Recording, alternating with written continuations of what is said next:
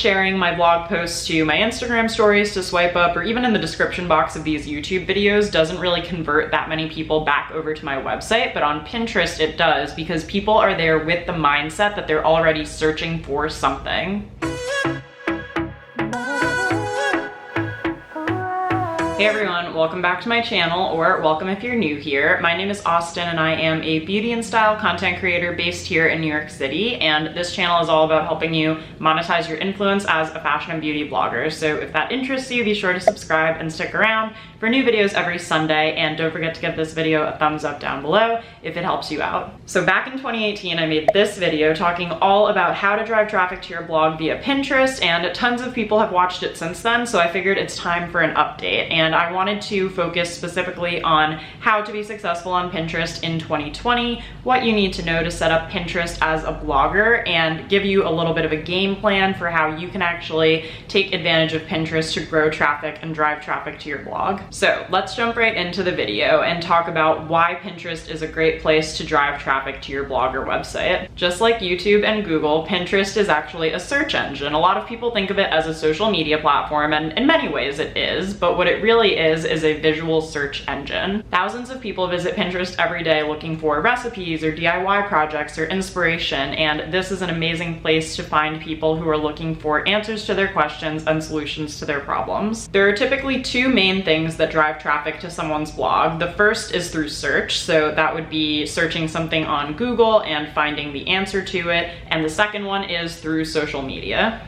We won't be covering search and SEO in today's video, but if you'd like, I do have a freebie for you with my best SEO tips to improve your website in just one day, so you can grab that at the link down below in the description box if you're interested in also learning more about how to improve your website's SEO. Today we're going to talk more about social, and specifically Pinterest, and how Pinterest can drive traffic back to your blog. If I take my own blog, for example, and look at my analytics from the past 30 days, almost 40% of my traffic was driven through search, and then about 28% of my traffic was driven through social media, and 72% of that social media traffic has come from Pinterest. So me sharing my blog posts to my Instagram stories to swipe up, or even in the description box of these YouTube videos doesn't really convert that many people back over to my website, but on Pinterest it does, because people are there with the mindset that they're already searching for something. And so that's why I love it so much as a blogger. I've been blogging for 8 years, and I've actually been on Pinterest for even longer than that. I signed up for Pinterest in 2009, which is now over 10 years ago, so I'm going to make sure that I address everything that I wish I knew back then and everything that I think you should focus on specifically now in 2020. Let's talk first about setting up your Pinterest account, because I know this is kind of boring, but you'd be surprised how many people don't take advantage of properly setting up their Pinterest account to then prepare people to drive back to their blog or website. So first and foremost, you want to make sure you have a Pinterest business account. It's free to create a Pinterest business account. You're just going to want to select that in your settings when you sign up for Pinterest. Having a business account will give you access to all of your analytics within Pinterest, so you can see which pins were driving the most impressions over to your Pinterest account. You can see which pins have the most link clicks, which is especially important in terms of traffic back to your blog. And you can also eventually set up ads if you'd like to on Pinterest, but I've personally never done that, so I can't really speak to what ads on Pinterest are like. So once you select a business account and you're good to go there, you're going to want to choose a name for your Pinterest account. And for me, I actually have mine listed as Austin Tassone, NYC blogger and freelance writer, because that is a lot of what I pin content about. By adding this searchable keyword to my name, I'm increasing the chances that someone might stumble upon my page just for searching for something, whether that's location-based or a type of job or profession or something like that. So if your job or profession is like Los Angeles party planner or Austin, Texas stylist or whatever it is, this helps people narrow down if they are in fact searching for someone like you on Pinterest. In the description of your profile, I'd also recommend adding keywords that are targeted towards boards that you've created on Pinterest. And as you probably already know, a board is a collection of pins, usually on one specific topic or theme. So I find that having those in the description of your profile as well is an additional way to tell Pinterest what you pin content about, so they know when to suggest your pins or recommend you. If you're just starting out, I would really suggest honing in on specific boards. So instead of just having a beauty board, for example, maybe you want to have a natural hair board, or instead of just having a crafting board, maybe you want to have a hand lettering board so that people can get really specific and know exactly what type of content they can expect to see in their home feeds if they choose to follow the board or your entire profile. One hugely important thing you'll want to do in your settings of Pinterest is to make sure that you've claimed your website. So if you go to settings and then select claim in the back end of Pinterest, you'll be able to make sure that your website is connected to your Pinterest account so Pinterest knows that you have officially control over this website. I feel like not a lot of people know this, but you can also link your Etsy shop, your Shopify shop, your Instagram account, and your YouTube channel on Pinterest, so you can actually claim all of those things. So if you're pinning or sharing content to or from them, Pinterest knows that you're the owner of those accounts or shops. Another big tip that's not actually in setting up your Pinterest account, but you'll do on the back end of your blog or website, is to have either a Pinterest plugin or some kind of button where if you hover over an image, a little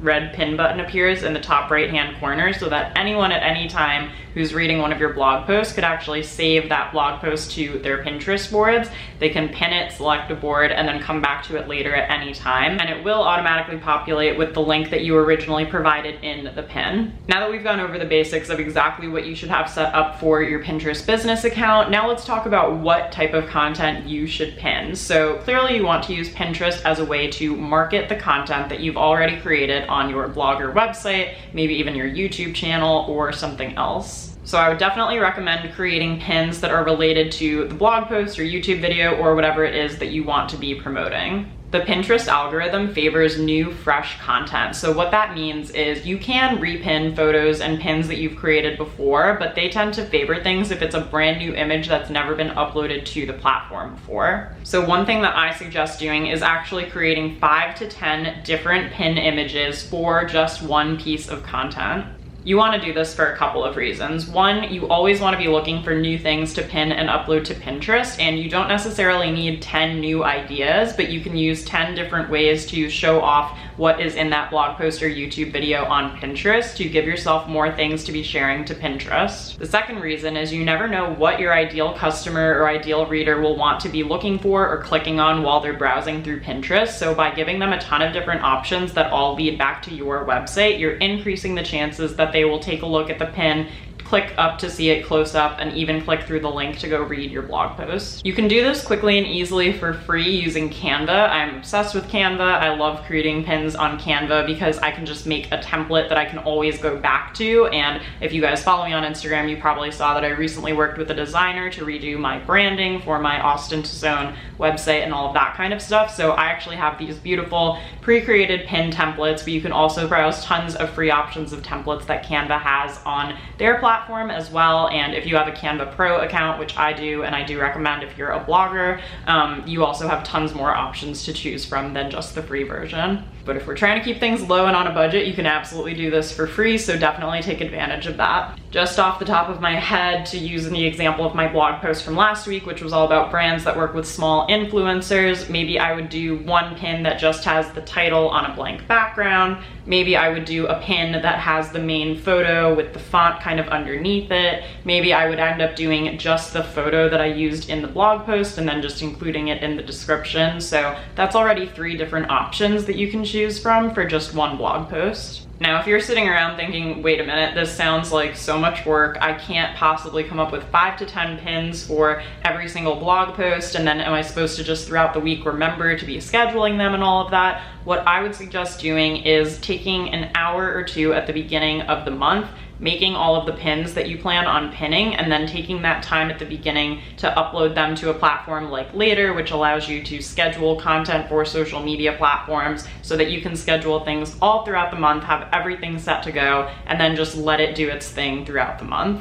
If you'd like to see my exact process of how I use Later to schedule a month worth of social media content in just an hour, you can check out this video right here, and I'll link it down below in the description box if you'd like to watch it after this one. If you can set aside 2 to 3 hours at the beginning of the month to do this, then you'll be golden and you don't have to worry about remembering things throughout the week. Remember, whatever you use to schedule pins, whether it's Later or Tailwind or something else, to add a description to each pin with keywords and to also include that all-important link back to your website. When it comes to titling pins and creating a pin description, I definitely recommend doing a couple different things in terms of keyword research to make sure that people who might be searching for the type of content that you're sharing are able to find your pins. So the first thing I actually suggest doing is to type in what you're thinking of titling your pin on Google, YouTube, and Pinterest to see what the autofill search results are. You of course want to make sure that what you're titling your pin is relevant to the content of your pin and the blog post that you're linking back to, but sometimes checking out the autofill might give you ideas of a word or a phrase to use instead of the one you were originally thinking of, and you can see what people are actually looking for in that way.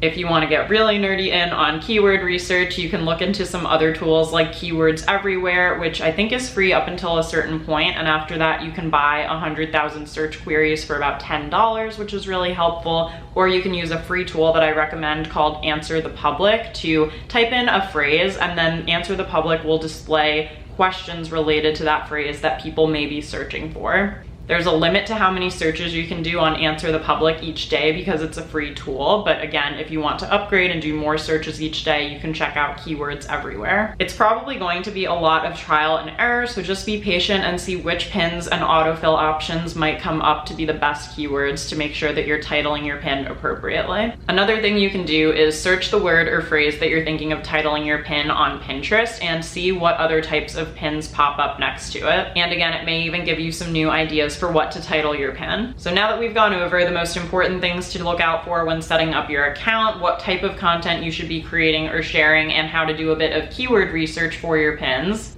I want to talk about the other important part of this, which is not just getting someone to your blog, but having that user want to stay on your blog. So if you just did all of that great research, you have the pin, someone clicks through to it, and now they're on their blog, how can you make sure that you convert that person into a repeat reader, or that you increase the amount of time that they spend on your website? One of the most important statistics for a blog or website is your bounce rate. So you want to make sure that people are coming to your site and not just checking it out and then clicking away, but actually staying on and reading the entirety of your blog post, and also hopefully finding great related content that makes them want to stay on your site even longer. I know that WordPress actually has a plugin for related posts, so you can just install that if you have a WordPress blog, so that at the bottom of your post, it will automatically suggest a couple of related posts. So whether you've tagged them by categories or you just have similar posts to what you're talking about on your blog, those might appear at the bottom. And you can also do things like throughout the text link back to certain hub pages or category pages on your blog if people want to read more content similar to the content that they're reading in the post that they clicked on.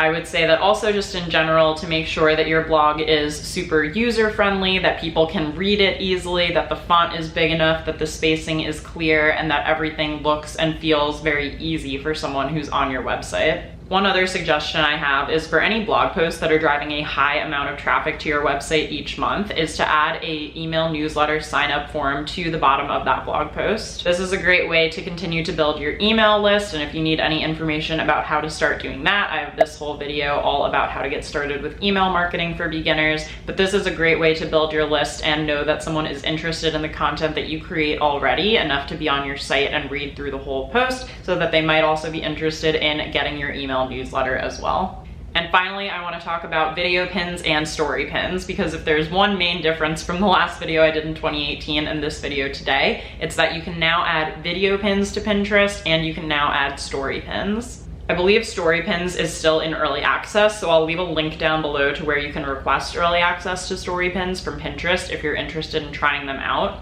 Pinterest knows that the stories format, like you see on Instagram, is very powerful, and so now they're allowing you to upload multiple different slides to one pin that someone can tap through or click through. One major downside to story pins right now is that you can't link back to your blog or website, but one reason to consider uploading a couple of story pins is because Pinterest is giving them a lot of priority in the feed right now. So if you can get a story pin to be seen by 500,000 people, maybe some of those people will want to click over to your board and see the other pins that you create that do have links back to your blog. And as far as video pins go, they're just so much more engaging to see on Pinterest and obviously capture your attention more so than just a story pin. So I would recommend taking any vertical video content that you already have, whether that's a TikTok video or maybe a jump rope video or an Instagram reel, and try uploading it to Pinterest to see what happens. All right, everyone, please keep me posted on your Pinterest progress down in the comments. Let me know if you try any of these tips or strategies and if they end up working out well for you. As I mentioned earlier, please don't forget to subscribe to my channel if you are new here. New videos every Sunday, and I'm really focused on helping out fashion and beauty content creators create amazing content and monetize their blogs and websites. And of course, don't forget to give this video a thumbs up if it helped you out and if you learned something new today.